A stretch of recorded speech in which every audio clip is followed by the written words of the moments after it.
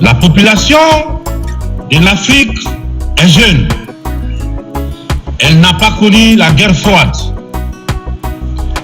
Elle n'a pas connu la guerre et les guerres idéologiques qui ont façonné le monde pendant les 70 dernières années. C'est pourquoi nous, Africains, nous trouvons insultants les cases, les classements qui tantôt nous placent sous influence des Américains, tantôt sous celle des Anglais, tantôt des Français, tantôt des Chinois, des Russes et même des Turcs. Nous ne sommes ni pro, ni anti-américains, ni pro, ni anti-chinois, ni pro, ni anti-français, ni pro, ni anti-russe, ni pro, ni anti-turc. Nous sommes tout simplement pro-africains. C'est tout.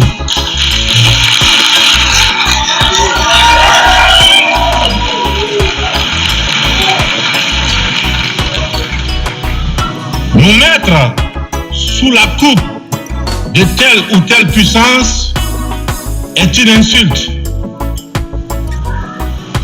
du mépris, du racisme vis-à-vis d'un continent de plus d'1,3 milliard de personnes. Il est important dans cette prestigieuse et influente assemblée que l'on comprenne clairement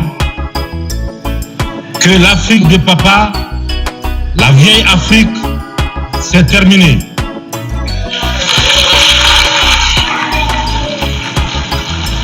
Avec une population de plus d'1 milliard d'Africains, dont environ 70% de jeunes totalement décomplexés, des jeunes ouverts sur le monde et décidés à prendre en main leur destin.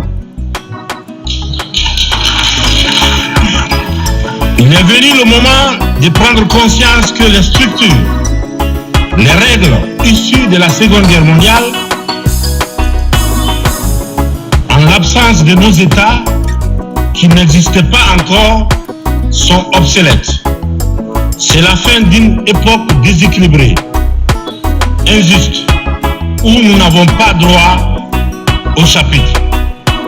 C'est le moment de prendre en compte nos droits, de nous donner notre place, mais aussi et surtout, le moment d'arrêter de nous faire de la leçon, de nous prendre de haut, d'arrêter de nous traiter comme des enfants.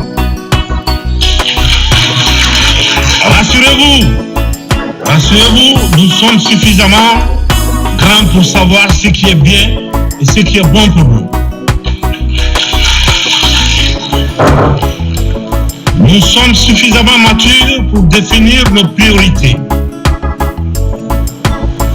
pour concevoir notre modèle qui corresponde à notre identité, à la réalité de nos populations, à ce que nous sommes tout simplement. Nous vous serions fort reconnaissants de nous faire confiance et de nous laisser mener notre barque comme vous l'avez permis dans certaines régions du monde. Vous l'avez permis en Asie, en Proche et Moyen-Orient, pour ne citer que cela. Cette infantilisation est du plus mauvais effet pour une jeunesse africaine qui s'est émancipée. Dans ce contexte, nous sommes tous interpellés